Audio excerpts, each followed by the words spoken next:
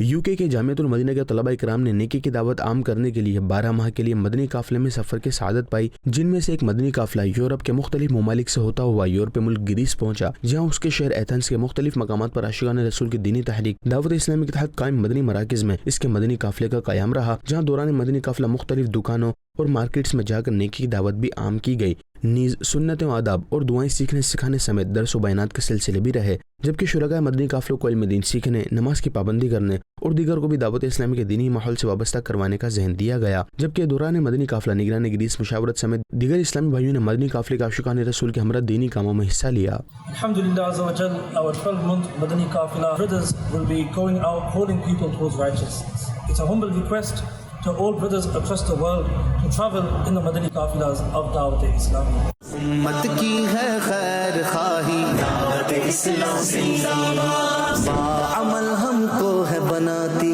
دعوت اسلام زندہ باد۔ Alhamdulillah Azza wa Jal, the 12-month Madani Qafila of Dawat Islami has just attended the weekly Sunnah inspired gatherings of Dawat Islami here in Athens, Greece.